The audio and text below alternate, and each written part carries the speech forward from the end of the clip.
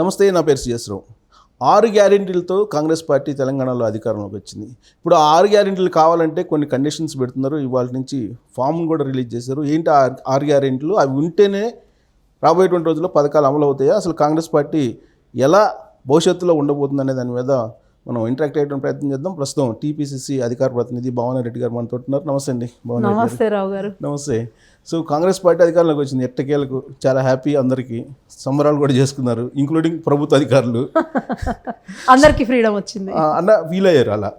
So ఇప్పుడు 6 గ్యారెంటీలు అనేదాన్ని మీరు చెప్పారు కదా, వాటిని బేస్ చేసుకొని నమ్మి వచ్చారనేది ఇప్పుడు బీఆర్ఎస్ పార్టీ చెబుతుంది. 6 గ్యారెంటీలకి మీరు కండిషన్స్ పెట్టారు. వైట్ కార్డ్ అనే కండిషన్, వైట్ కార్డు ఉంటేనే ఇవన్నీ అట్లానే ఏం లేదు. అయితే ఏమైంది, ముందుగా ఇంకొక క్లారిఫికేషన్ చిన్నది. అవి నమ్మి రాలేదు జనాలు మా వైపు.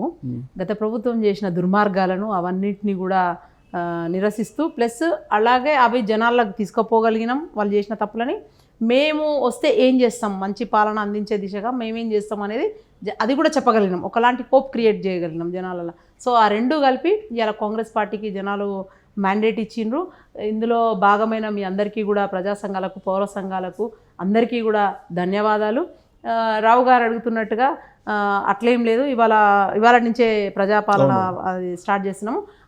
ప్రకటించిన 6 గ్యారంటీల్లో 2 అయితే 6 అని కాదు 13 ఉంటాయి టోటల్గా. 6లో మీకు మళ్ళీ విత్ ఇన్ దాట్ కూడా మిగతాయి కూడా ఉంటాయి, ఇంకా స్కీమ్స్ చాలా ఉన్నాయి అందులోనే. ఆ 6లో అయితే ప్రధానంగా మహాలక్ష్మి కింద ఈ ఉచిత బస్ ప్రయాణం ఒకటి, ఆరోగ్యశ్రీ 2 లక్షల నుంచి 10 లక్షలు పెంచడం ఒకటి, అవి ఆల్రెడీ ఉన్నాయి. తర్వాత ఇప్పుడు ఇంకా పోతే ఇవాళ గ్రామాలకు పోయి అప్లికేషన్ తీసుకునే ప్రాసెస్ వల్ల గతంలో ఉన్న పెన్షనర్స్ అట్లనే ఉంటారు. తర్వాత వాళ్ళకు వచ్చేటి ఇప్పుడు ఉంటాయి. కొత్తగా తీసుకునే వాళ్ళ కోసం ఇవ్వాలి ఇదనమాట. ఎందుకంటే ఈ యొక్క విధ్వంసం గత పాలకులు ఏం చేసిండ్రు, ఒక 10 సంవత్సరాల నుంచి కొత్త రేషన్ కార్డులు ఇవ్వలేదు. అది వైటా పింకా ఏదో ఒకటి కార్డు, కానీ అది ఏది ఇవ్వలేదు. అర్హులందరినీ అట్లా పెండింగ్లో పెట్టిండ్రు. అది లేక చాలా మందికి వైద్య సేవల దగ్గర అక్కడిక్కడ చాలా 10 లక్షలు అండి పెండింగ్లో ఉన్నాయి. 10 లక్షలు, మోర్ దాన్ 10 lakhs. అంటే పెరిగింది జనాభా. 3 కోట్ల ఉద్యమం అప్పుడు 3 కోట్లు అనుకున్నాం, ఇప్పుడు 4 కోట్ల జనాభా. తెలంగాణ 4 దాటిపోయింది. పేదరికం అనే కాదు, జనాభా పెరిగింది. తద్వారా పేదరికం కూడా, ఇప్పుడు పేదవాళ్ళ ఇళ్లలో కూడా పుడతారు కదా పిల్లలు. ఇప్పుడు క్లారిటీ ఏంటంటే వైట్ కార్డ్ తోటి సంబంధం లేకుండా ఇవన్నీ అమలు చేస్తారు. ఇవన్నీ అంటే సంబంధం ఉండదు వైట్ కార్డ్ తో. మొత్తం మీద ఇవాళ ప్రక్రియ స్టార్ట్ అయింది. దాంట్లో ఎంతమంది అర్హులు వస్తారు ఏంది, అసలు అందులో ఎంతమందికి వైట్ కార్డ్స్ ఉన్నాయి, ఎంతమంది పింక్ కార్డ్స్ ఉన్నాయి, ఇప్పుడు కొత్తగా వైట్ కార్డ్స్ ఎవరికి ఇవ్వాలి, ఇవన్నీ కూడా చూసుకొని కార్డ్ అనేది ఉంటే మాత్రం, అది పింకా వైటా కార్డా అది ఇంకా క్లారిటీ రాలేదు. సో అది ఉంటే మాత్రం అంటే ఆ ఇంట్లో ఇంకో లబ్ధి ఉండకూడదు. ఇప్పుడు ఒక ఎగ్జాంపుల్, కొంచెం అయితే ఉంటాయి. ఇప్పుడు ఎందుకంటే ఒక బీడీ పెన్షనర్ ఉంటుంది, తను డిసైడ్ చేసుకోవాలి 3,000 ఇప్పుడు వాళ్ళకి. సో ఇంట్లో ఇప్పుడు 2,500 మనం ప్రకటించింది మహిళకు. సో ఒకటే మహిళకు 2 పెన్షన్లు ఇవ్వలేము కదా. So she has to choose. అయితే బీడీలో అట్లా కంటిన్యూ చేసుకుంటారు. సో అది పెన్షనర్స్కి అది ఇస్తాం. ఆల్రెడీ ఉన్న పెన్షనర్స్ ఉంటారు కదా, వాళ్ళకి ఇప్పుడు 2,000 నుంచి 4,000 చేస్తామని చెప్పినాం. అది కంటిన్యూ అవుతుంది. సో అట్లా అదొకటి. తర్వాత ఈ విద్యా భరోసా ఇవన్నీ కూడా వస్తూ ఉంటాయి వరుస పెట్టి.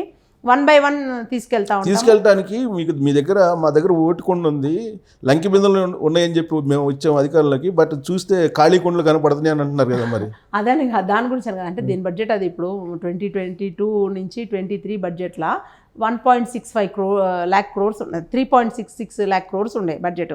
సో అప్పుడు అదే రైతు బంధు సాధ్యమైంది, వాళ్ళకి అన్ని పెన్షన్ సాధ్యమైనాయి, ఇవన్నీ కూడా హామీలు ఇచ్చిన వాళ్ళు.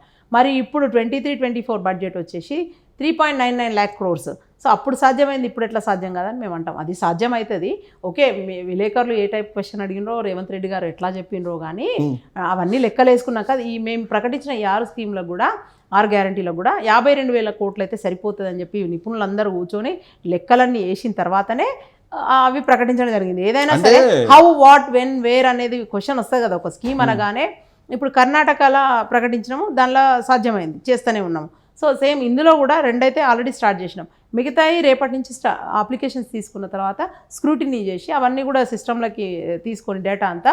సో వీళ్ళు ఏమనుకుంటున్నారంటే ప్రతిపక్షాలకు ఆగుదలేదు. ఇప్పుడు వాళ్ళు ఏమంటున్నారంటే వాళ్ళు చేసినట్టుగానే అనుకుంటున్నారు. అంటే గతంలో సమగ్ర సర్వేను పడిపోయి వాళ్ళు చేసిన 200 కోట్లు ఖర్చు పెట్టి ఒకటే రోజు హంగు హారబడుతున్నారు, ఒకటే రోజు సడన్గా, all of sudden, without anything అట్లా చేసి డేటా అంతా కలెక్ట్ చేసుకొని ఎవరు మనకు ఓట్లు వేస్తారో అట్లా తీసుకున్నారు ఆయన తప్ప ప్రజలకు ఏదో మంచి చేద్దామని. మేమేమనుకున్నామంటే అబ్బా ఇట్లా తీసుకున్నారంటే డబుల్ బెడ్రూమ్ ఇల్లు ఇస్తాడు, తర్వాత భూమి లేదు, అందులో వివరాలు ఉంటాయి కదా, భూమి లేని వాళ్ళకి 3 ఎకరాల భూమి ఇస్తాడు, తర్వాత నిర్బంధ విద్య ఇస్తాడు, ఇవన్నీ వర్తిస్తే ఏమో అనుకున్నాం. కెనడా తరహా అవన్నీ ఇస్తాంబుల్ రోడ్లు అవన్నీ అంటే అవి చెప్పాలి, అది వేరు మళ్ళీ, అది మేనిఫెస్టో ఐటమ్. ఇది సమగ్ర సర్వే అని చేసింది కదా, వీళ్ళు అట్లనే అనుకుంటుండ్రేమో ఒకంత, కానీ జనాలు ఎవరు అట్లా అనుకోవద్దు. నిజంగా కూడా ఇది చాలా ఇదిగా, ఇప్పుడు మనకు మొన్న ప్రజా దర్బార్ అని పెడితే ప్రజావాణిలో 24,000 అప్లికేషన్స్ వచ్చినాయి. దట్ మీన్స్ అంటే ప్రజలు చాలా అన్రెస్ట్తో ఉన్నారు, ఎక్కడ కూడా పరిపాలన జరగలేదు, చాలా ప్రాబ్లమ్స్ ఉన్నాయి, అవి ధరణియా లేకపోతే ఇంకోట. సో ఇవన్నీ సాల్వ్ చేయొచ్చు. ఇప్పుడు అది ఒక్కటే సాల్వ్ చేసి ఒక అనుమానం ఏంటంటే, ఇప్పుడు ఆల్రెడీ ప్రశ్నిస్తుంది కూడా అదే కేటీఆర్ కానీ కవిత కానీ ఏమంటున్నారంటే, మీరు ఆల్రెడీ డేట్స్ చెప్పారు, పెన్షన్ రైతు బంధు వేసే డేటు, టీఎస్పీఎస్కి సంబంధించినటువంటి నోటిఫికేషన్ డేట్, ఇవన్నీ చెప్పారు ఎలక్షన్ సందర్భంగా. పలానా డేట్లో మేము నేను చెప్తా 1 by 1 ఆ డేట్లు పోయినాయి.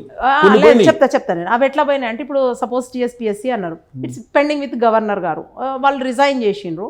So new commission has to commission. ఇప్పుడు now once they are on board further notifications వేస్తాం. ఇప్పుడు కంటిన్యూ చేయలేం కదా, వాళ్ళతోనైతే ఎట్లా చేయలేం కదా. సో గతంలో వాళ్ళు చేసిన తప్పు మనం చేయొద్దు, ఎందుకంటే ఆ లీకేజ్లు అవన్నీ వ్యవహారం అందరికీ తెలుసు. సో ఇప్పుడు చాలా పారదర్శకంగా చాలా మంచి ఐఏఎస్ ఆఫీసరా లేకపోతే ఇంకొక చదువుకున్న పెద్ద వ్యక్తినా దానికి మనం వేసుకోవాలి టీఎస్పీఎస్సీ చైర్మన్గా.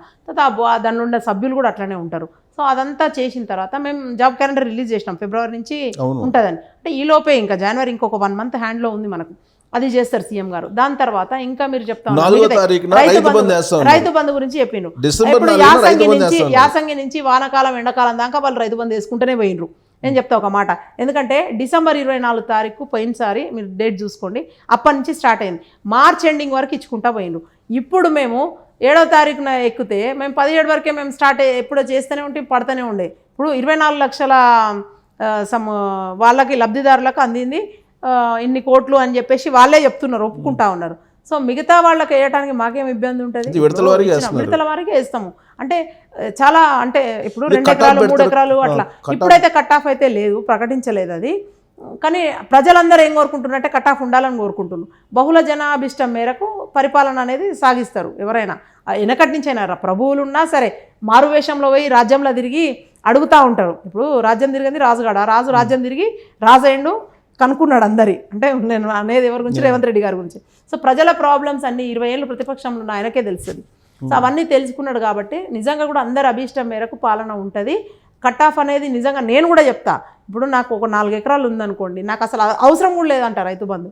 సో అట్లా చూసుకొని ఎవరెవరైతే దానికి బెనిఫిషరీస్ ఉంటారో కరెక్ట్గా ఐడెంటిఫై అవుతుంది. ఇప్పుడు ఊర్లలోకి పోతున్నాం కాబట్టి ఆ కరెక్ట్ బెనిఫిషరీస్కి కరెక్ట్గా ఇస్తే చాలా బాగుంటుంది నిజంగా కూడా. గవర్నమెంట్ అంటే మీ ఇస్తే బాగానే ఉంటుంది, ప్రజారంజిక పాలన, ప్రజాపాలన వస్తుంది, మేము ప్రజా సేవకులమి, ఇవన్నీ బాగున్నాయి, వినటానికి బాగున్నాయి. గత 30 రోజుల నుంచి జరుగుతున్నటువంటిది, ఫస్ట్ అక్కడ కూల్చేశారు, కంచెలు కూల్చేశారు, అక్కడి నుంచి స్టార్ట్ చేశారు, చాలా బాగుంది, అందరూ ఉన్నారు. కానీ మీ మీద అనుమానం కలిగిస్తున్నారు, అసెంబ్లీ లోపల అసెంబ్లీ బయట కూడా. ఏం చేస్తున్నారు వీళ్ళు? అప్పులు ఉన్నాయని చెప్తున్నారు, విద్యుత్ బకాయిలు ఉన్నాయని చెప్తున్నారు, ఆర్థికంగా చాలా అప్పులు ఉన్నాయని చెప్తున్నారు, తర్వాత పౌర సరఫరాల శాఖలో బాకీలు ఉన్నాయి అంటున్నారు. ఇవన్నీ చెప్పడం వెనక ఈ స్కీమ్లన్నీ ఎగ్గొట్టేటువంటి ప్రయత్నం లేదంటే కట్ చేసేటువంటి ప్రయత్నం. సైమల్టేనియస్గా రెండు చేయాలి. ఇప్పుడు మనం గత ప్రభుత్వం ఏం చేసిండ్రు, 6,71,000 కోట్ల అప్పులు ఉన్నాయి తీసుకొచ్చి, మళ్ళా బకాయిలు కూడా అంతే ఉన్నాయి. అంటే ఇప్పుడు అప్పులు తీసుకొస్తే జనరల్గా మనం అప్పు తీసుకొచ్చి ఏం చేస్తాం, ఏదైనా చేస్తాం, అంటే ఒక సంపద సృష్టించడమా లేకపోతే అప్పు తీర్చడమా, ఇంకో అప్పు తీర్చడమా, ఏదో ఒకటి చేస్తాం.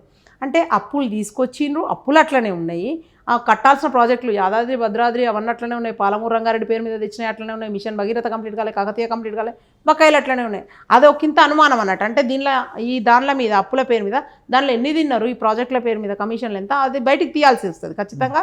మీరు అన్నట్టుగా ఎంక్వైరీలు చేయాలి, అవి బయటికి తీస్తూ ఇది సైమల్టేనియస్గా మేము ఇస్తామన్న హామీలు అయితే నెరవేర్చాలి. మళ్ళీ అందుట్లో టైం ఫ్రేమ్ కూడా చెప్పినాం. ఇప్పుడు వాళ్ళు కవిత గారు మీరు అన్నారు ఇందాక మాట్లాడుతున్నారు, కేటీఆర్ మాట్లాడుతారు, వాళ్ళు మాట్లాడతారు. ఇప్పుడు 10 ఏళ్ళు అయినా సరే వాళ్ళ అన్న ఏం చేయలేదు, 3 ఎకరాలు ఇచ్చిండ్రా, ఉచిత నిర్బంధ విద్య వచ్చిందా ఏంటన్నా, ఏమి లేవు అవన్నీ. ఇప్పుడు వాళ్ళు చేస్తామన్నా 10 ఏళ్ళు అయినా చేయాలి. అందుకే వాళ్ళకి అట్లా ఎట్లాంటి వాళ్ళకి అట్లానే ఉంటుంది. ఇప్పుడు పచ్చకామెరలకు లోకమంతా పచ్చగానే కనిపిస్తుంది, మేము చేయలేదా వాళ్ళు కూడా చేయరేమో. అందుకే మేము టైం ఫ్రేమ్ చెప్పినాం. 2014 మేనిఫెస్టోలో వాళ్ళు పెట్టిండ్రు, వాళ్ళు చేయలేదు. నిరుద్యోగ భృతి అన్నారు, అది ఇవ్వలేదు. 2018లో చెప్పిండ్రు, అది కూడా చేయలేదు. అందుకే వాళ్ళకు ఒకలాంటి ఇది ఉంది. కానీ అట్లేం అనుకోవద్దు కవిత గారు, కేటీఆర్ గారు. డెఫినెట్గా కాంగ్రెస్ పార్టీ మొదటి నుంచి ఏది చెప్పిండ్రో అదే చేసిండ్రు. మేము ఇప్పుడు చెప్పినాము, అదే చేస్తాం ఇప్పుడు కూడా.